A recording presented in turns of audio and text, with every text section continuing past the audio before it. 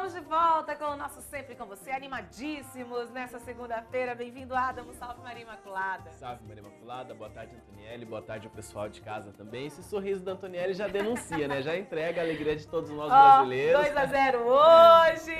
Com a vitória do Brasil, né? Que foi realmente muito convincente. Agora sim, o Brasil, vamos dizer assim, entrou de vez na Copa porque enfrentou um adversário muito forte, né? Um desafio muito grande. E a gente pode dizer, Antonielli, que lavamos a nossa alma da derrota da Alemanha porque ganhamos do México que ganhamos da Alemanha. Então, de certa forma, foi uma tabelinha aí. A gente vai comentar um pouquinho sobre os resultados da Copa do Mundo. Também vamos falar do novo pedido de liberdade do ex-presidente Luiz Inácio Lula da Silva, que foi negado. Tem notícias internacionais também sobre a eleição para o novo presidente no México e mensagem do Papa Francisco desemprego também, né? Hoje exatamente, a questão falar de desemprego. Porque afinal de contas a gente está em Copa do Mundo, mas a gente não tira o olho daquilo que importa também, né, Adam? Temos que exercer a nossa cidadania, que é fundamental. É verdade. Vamos lá então. O Supremo Tribunal Federal negou hoje mais um pedido de liberdade do ex-presidente Lula. Além de negar o pedido, o ministro Alexandre de Moraes negou que o caso volte para a segunda turma do tribunal. A decisão é do ministro Alexandre de Moraes, que negou, portanto, o pedido de liberdade e também negou que o caso volte para a segunda turma aqui do tribunal. Fica no plenário, portanto. Esse é um dos processos. No outro, a ministra Carmen Lúcia, presidente do tribunal, perguntou hoje em plenário ao ministro Fachin se poderia pautar o segundo pedido de liberdade do ex-presidente Lula. O ministro Fachin disse que não, porque primeiro teria que analisar um terceiro processo, esse sobre inelegibilidade. A ministra Carmen Lúcia, então, falou o seguinte: quando estiver pronto, me avisa que eu pauto. Mas isso só depois do recesso agora de meio de ano, que começou hoje, a partir, portanto, do dia 1º de agosto. Hoje foi a última sessão do semestre aqui no Supremo Tribunal Federal. Lembrando que o ex-presidente Lula foi condenado a 12 anos de prisão no caso do triplex do Guarujá. Falando também sobre essa última sessão aqui do semestre, os ministros falaram sobre a obrigatoriedade ou não do imposto sindical. Veja o resultado aí na reportagem.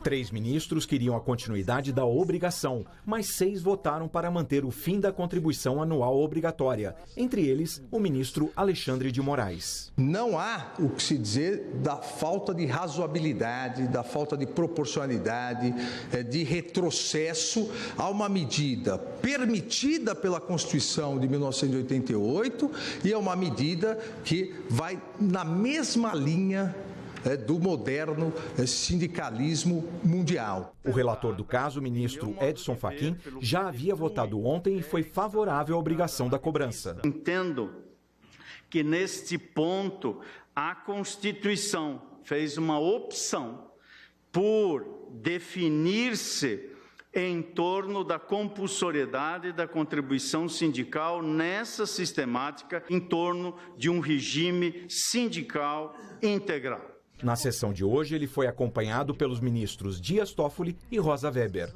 Ricardo Lewandowski e Celso de Mello não participaram do julgamento.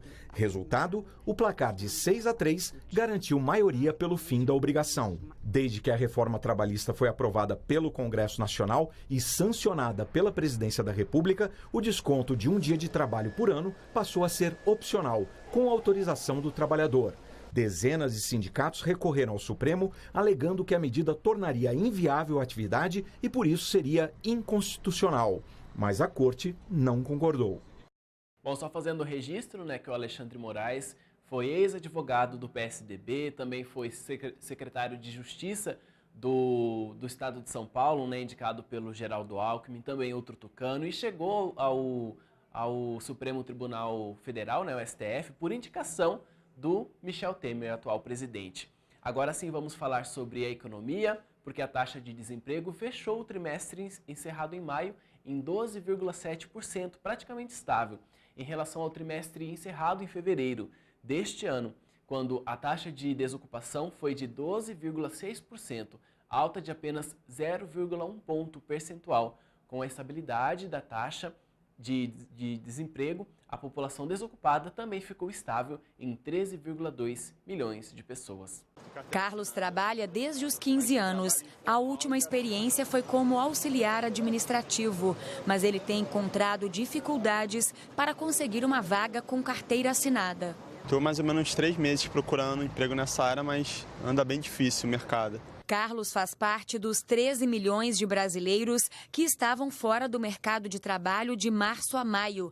No período, o índice de desemprego ficou em 12,7% e se manteve estável em relação ao trimestre anterior. Já na comparação com o mesmo trimestre do ano passado, houve queda de 0,6 ponto percentual. O rendimento médio no último trimestre foi estimado em R$ 2.178. O estudo também mostra que o número de empregados sem carteira de trabalho assinada aumentou. Na comparação com o mesmo trimestre do ano passado, esse crescimento foi de 5,7%. Quase 600 mil pessoas a mais sem o benefício. Grupamentos que sentem essa, além de sentir queda no contingente de trabalhadores, perdem também emprego com carteira. O comércio, né? A atividade imobiliária, atividade de bancos, atividade voltada principalmente para a terceirização, esse grupamento mais completo, grupamento que apresenta redução no emprego com carteira. Para este especialista, o cenário deve se manter até a definição das eleições deste ano. A incerteza eleitoral acaba se refletindo na incerteza do ponto de vista econômico, os empregadores, empresários ficam receosos de fazer novos investimentos, sem investimentos isso dificulta uma retomada do crescimento mais pujante e aí a gente fica nesse quadro também em que não há uma geração muito expressiva de postos de trabalho e as pessoas acabam tendo que recorrer aos postos de trabalho informais. O engraçado dessa história é que a reforma trabalhista do ano passado veio como uma solução, na verdade, de tentar diminuir a questão do desemprego, né, dando mais flexibilidade aos direitos dos trabalhadores. Como você pôde acompanhar na matéria, pelo visto isso não está dando resultado, né, flexibilizando o direito dos trabalhadores. Vamos então para as notícias internacionais. Do presidente Donald Trump se espalharam pelos Estados Unidos neste sábado à medida que aumentam os pedidos dos ativistas pelo fim da polícia migratória. Eles querem também a reunião das famílias separadas. A política migratória do presidente Donald Trump foi alvo de protestos em várias cidades americanas. Em Nova York, famílias, jovens, crianças e idosos marcharam sob um sol forte. Um grupo de percussionistas aumentou o fervor da multidão que carregava cartazes como "Nossa Nova York é uma Nova York imigrante" e "Sem jaulas, sem proibições, sem muro". Em Los Angeles, Washington e várias outras cidades também houve manifestação. Esses grupos pedem o fim da polícia migratória. Além disso, querem que as crianças fiquem perto de seus pais e não separadas. Em uma tentativa de deter o fluxo de dezenas de milhares de imigrantes na fronteira sul dos Estados Unidos, o presidente Donald Trump ordenou em maio a prisão dos adultos que entram no país de modo ilegal, incluindo aqueles que solicitam asilo. Muitos dos que tentam atravessar a fronteira entre Estados Unidos e México são pessoas pobres que fogem da violência, das gangues e de outros problemas na América Central. Como resultado da pressão ordenada por Trump, centenas de crianças foram separadas de suas famílias e mantidas em jaulas, uma prática que provocou indignação nacional e mundial. Vamos agora para um assunto mais leve, falar da Copa do Mundo, as oitavas de final acontecendo desde o último jogo. E que Copa é essa, né? Prorrogação, pênaltis. No sábado, o Uruguai venceu Portugal por 2-1. Cristiano Ronaldo deu adeus, né, à Copa, se despediu. E a França mandou os hermanos argentinos para casa num jogo com 2 viradas. Dessa vez foi o Messi, né, que se despediu da Copa. Já no domingo, foi a vez da Rússia, que está nas quartas de final da Copa do Mundo. Ela eliminou a Espanha do Mundial. O goleiro Akinfev, que já fez uma boa partida com defesas importantes, brilhou nas penalidades, colocando a Rússia nas quartas de final.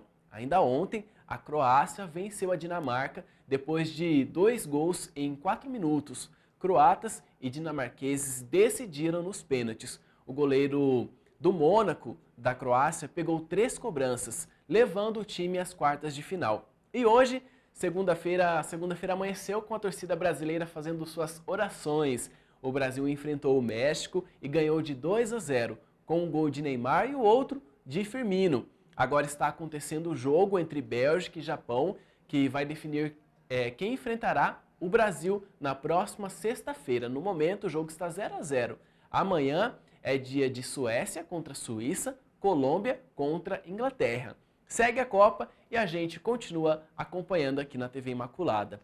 Bom, vamos então falar sobre política internacional. O candidato de esquerda, Andrés Manuel López Obrador López, comemorou sua vitória nas eleições presidenciais de domingo no México. Ele disse que seu governo dará preferência aos mais humildes e aos esquecidos. O esquerdista Andrés Manuel López Obrador venceu as eleições presidenciais de domingo no México com mais de 53% dos votos, segundo estimativas do Instituto Nacional Eleitoral. Diante de milhares de apoiadores na cidade do México, ele celebrou o fato de ter levado a esquerda ao poder na segunda economia latino-americana pela primeira vez na história recente. Escucharemos a todos.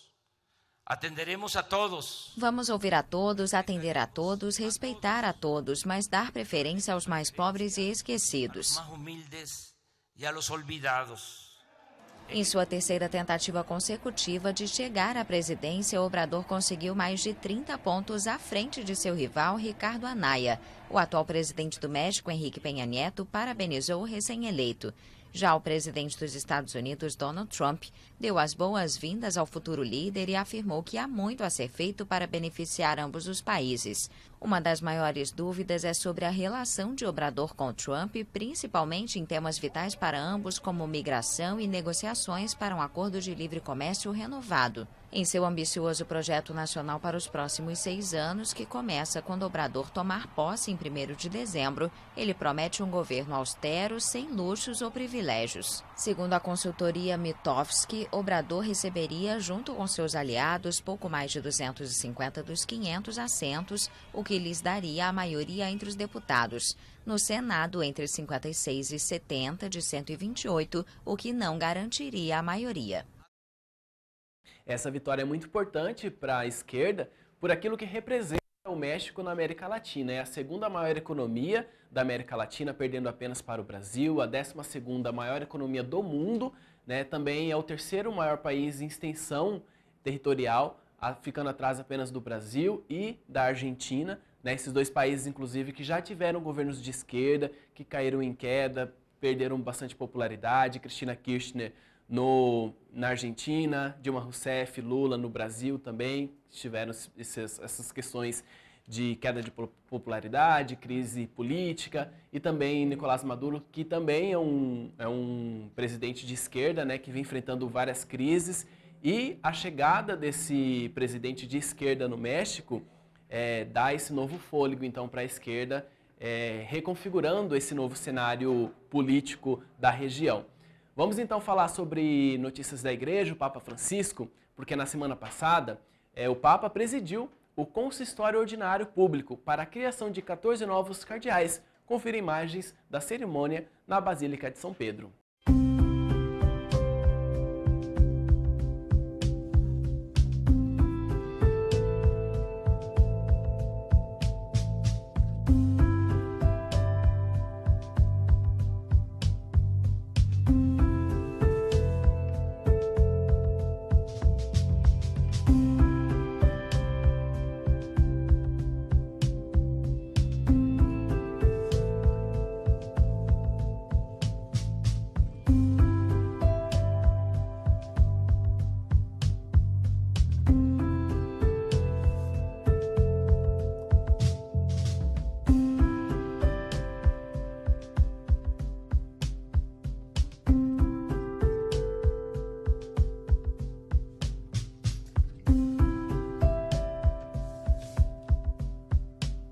Bom, e essas foram as informações de hoje. Só lembrando que em Campo Grande a mínima é 18 e máxima de 31 graus. O tempo parcialmente nublado fica assim à tarde e à noite. E a umidade relativa do ar fica entre 30% e 60%.